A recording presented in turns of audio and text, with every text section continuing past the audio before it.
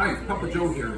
We're going to be starting this, as I told you before, we're going to be starting our YouTube series and putting, some various films on YouTube, short videos, probably about 5 minutes or less a piece. And I'm going to be doing, this is the first one of my winemaking series. We're going to start a little bit of winemaking series every week or so. We'll be adding to it.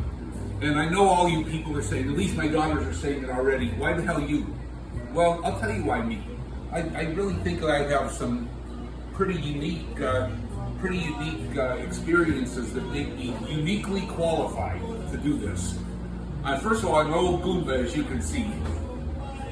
And I'm also a Goomba that's a scientist, so I kind of think that I bring the best of both worlds into the winemaking that we do here at Papa Joe's. And I feel like we put a pretty good product out there, and most of our customers, or all of our customers, I think, agree with me.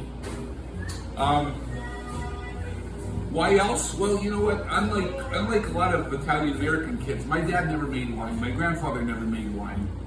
But I got lucky when I was in my 30s. Actually, it was in my 20s, and that was about 40 years ago. I got lucky, and I met Doug Moorhead. And it'd be ridiculous of me to put this video out without giving Doug a shout out. Doug had Presque Wine Cellars up in Erie, Pennsylvania, and he had a really unique, I keep saying unique, but that's me. I keep using the same words, because I only know 3 or 4 words, so, bear with me. But anyway, Doug had a unique experience. He grew up at a grape farm. They grew grapes mostly for Welch's. Then when he was college age, he went to Penn State for viticulture, and then he opened the winery. And so when I was I think I was probably 26, 27 years old, I decided I want to make some wine because a friend of mine made some wine that was pretty good. And I said, how'd you learn to make this? He said, go see Doug Moorhead. He'll sell you what you need to equipment-wise to do it, and he'll tell you how to do it. And if your wine is screwed up, you bring it to him and he'll tell you what you did wrong. So actually, that's how I started wine. Actually, I think it was 1981, 82, so it was almost exactly 40 years ago. Unfortunately, over the past year, Doug, who was a little up in age, in his mid-80s, passed away last year. But when I got into the commercial winemaking business and started to go to these winemaking seminars, I found that Doug Moorhead taught everybody in this area how to make wine. He's really like a guru of wine, or he was a guru of winemaking in Pennsylvania and actually Western New York State. Then, after I made it for a few years, my cousin who had come over from Italy in the 60s, him and his dad always made it. So after I made it for a few years, my cousin Salvatore, he tasted some and he thought it was pretty good. So he started making it with me. He brought a few of his his techniques with him that his dad used back in Italy in the probably from the 40s to the 60s. I was surprised to find out that his dad, being an Italian winemaker in the 40s, 50s, and 60s, actually used some sulfite in the wine. We'll get into the sulfite a little bit later. But to be honest with you, I really don't think that you could consistently make good wine without sulfite. So now I'm talking to you. I have 40 years of experience in winemaking, and I think it's probably more accurate to say I've had 1 year 32 times plus 8 years of winemaking experience. And the reason I say that is when I was making wine for myself, it wasn't really that important. I made 10, 20 gallons a year maybe. And if the wine sucked, I just threw it away and waited till next year and went and bought some Cribari Chianti and just drank that. But once I became commercial, and instead of doing a few gallons, and when I was doing 4,000 or 5,000 liters a year, or 1,200 gallons or so, all of a sudden it made a difference, and I really couldn't afford to screw up 500 liters of wine. Now you're starting to talk thousands of dollars, so I really upped my game. And well, how did I do that? Well, first of all, I got a little bit more careful, used a little more of my scientific knowledge, And I actually learned from some other people that were in the business. You know, our grape supplier, our grape suppliers, I should say, Ron and Mario of Consumer Produce, in addition to having an inn with the best grapes in the United States, they also know their shit about winemaking.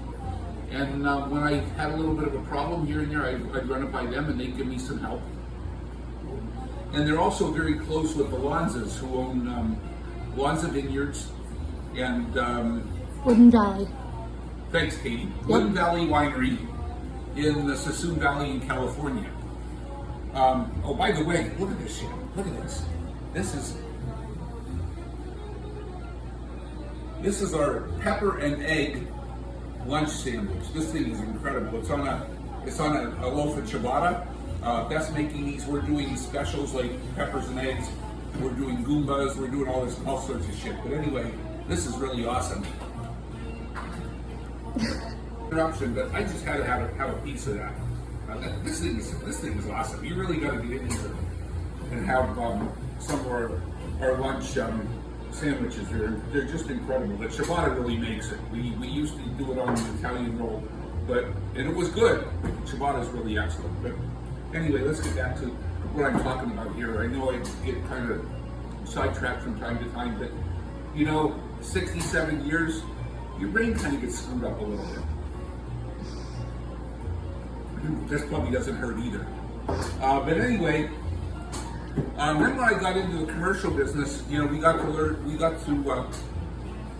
meet a lot of other winemakers, and we kind of shared experiences. And actually, the nice thing about being in the wine business is that my fellow winemakers, our colleagues, are really good people, and they really don't have a lot of secrets that they keep from you, and they tell you.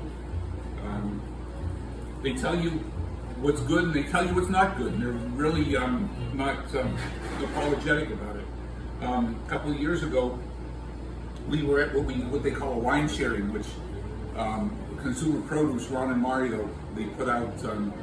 They put together this party where people, all their amateur and professional winemakers, bring a couple bottles of wine, and we taste each other's wine. And so Katie and I, Katie who's behind the camera over there, Hi.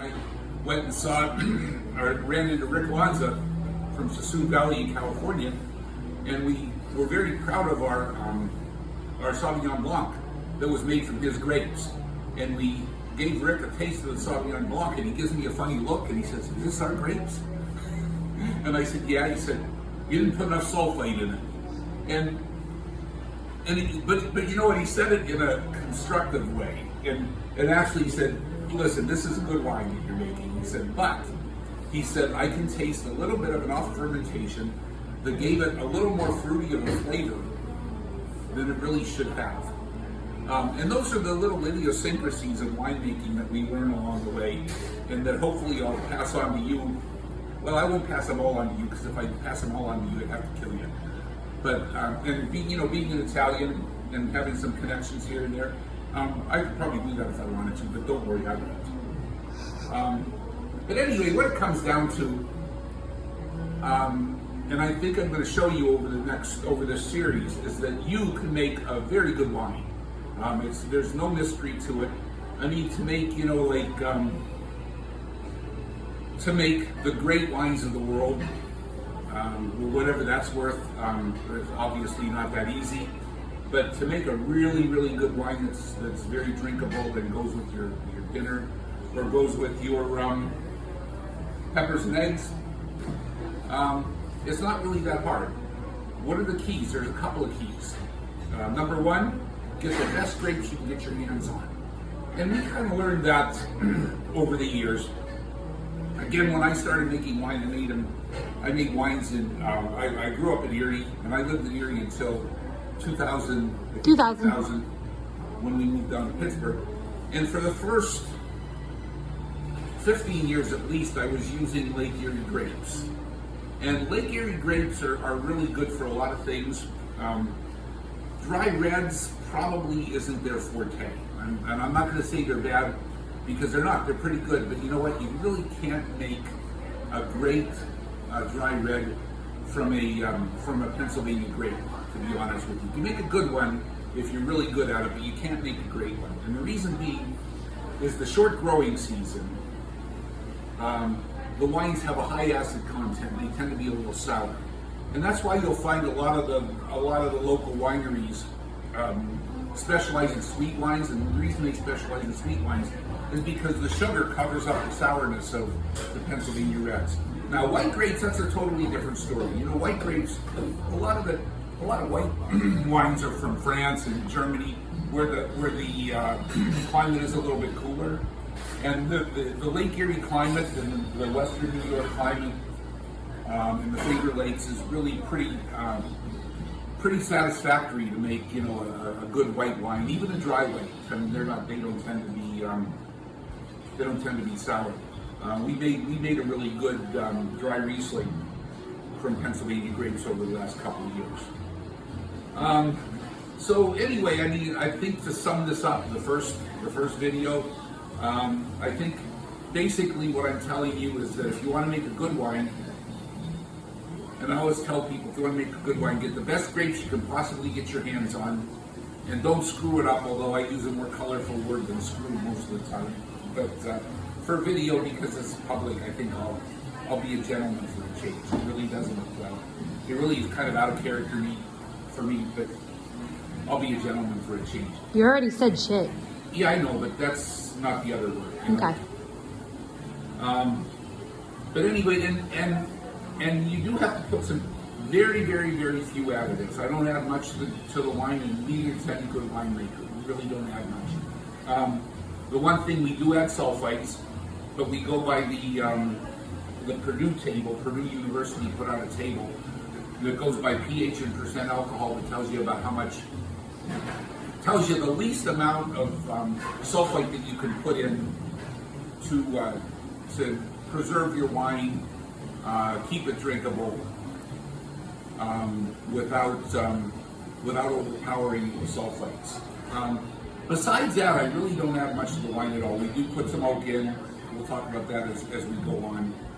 But really, that's about it. And you know what? When I first learned to make wine, when I went up to Presque Isle Wine Cellar, Doug Moorhead and his wife Marlene, they wrote a book. It was about that thick, paperback, called The Beginner's Book of Winemaking, and it had everything in there that you needed to make a pretty good wine. So there's really no secrets to it. To get to the next level, yeah, a little bit, but for the most part, I started with that book. I went on to read some others, and like I said, I talked to some of my colleagues in the business and learned a little bit, you know, here and there along the way. I think I made a pretty good wine, and I think that I can show you how to as well. So if you like this video, there'll be another one coming out soon. I know I've only really scratched the surface, but that's about it for now. Don't forget to follow our YouTube page to see more content of Papa Joe. And I think that's it. Thanks. Talk to you later. Bye.